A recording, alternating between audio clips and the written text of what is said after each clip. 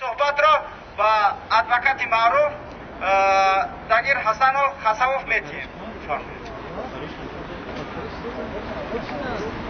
Салам алейкум, братья. Я очень рад сегодня выступить перед вами.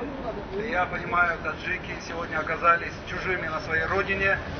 Это гонимый народ, гонимый, слышно, да?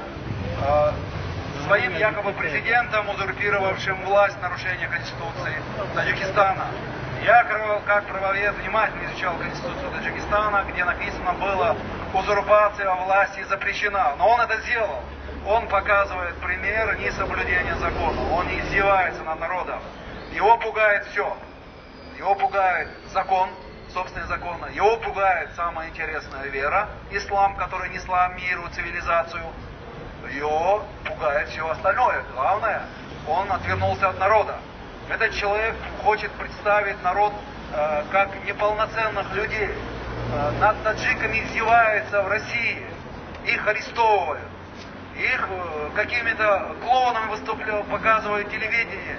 Какие-то джимшуды всякие. Надо понимать, это не таджикский народ. Это не характеризует таджиков. Они не такие. Это достаточно чистый народ, богобоязненный. Именно богобоязненно. Я безмерно уважаю таджиков.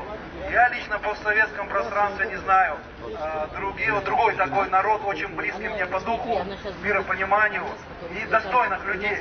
Поэтому я, конечно, буду делать все, что зависит от меня. И вся моя жизнь, возможно, была направлена на то, чтобы в какой-то момент прийти в помощь таджикам. Я думаю, нас услышать. С утра уже мне многие пишут с Таджикистана.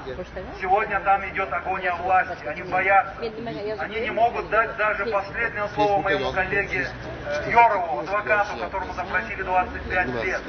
Они не находят зала в суде. Говорят, зала нет. Собрались утром 10, опять говорят, зала нет. Его брата арестовали месяц назад, якобы опубликовал приговора членам ПИФ. И месяц не предъявляет обвинений, не допускает адвокатов. И это практически, это банда во власти. Они, говорят, террористы, они порождают, это группа как раз таки, от которых идет угроза терроризма. Я думаю, мир должен услышать, Европа нас слышит и будет слышать иншаллах дальше. Поэтому мы будем в этом направлении работать, чтобы понимали, таджики хотят мира. Если их ставить вне закона, тогда они вправе тоже взять, сделать то же самое с ним, с его властью преступной. Поэтому нам бы хотелось, чтобы право действовало, а не просто эксплуатировалось врунами, лжецами, которые своровали у народа законы, власть, республику, собственность и все остальное.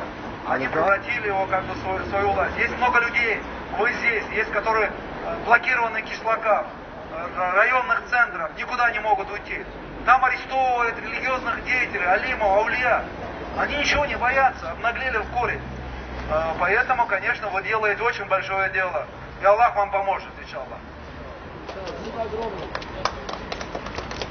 Спасибо вам, брат, за эти теплые слова, которые мы от вас ожидали этого.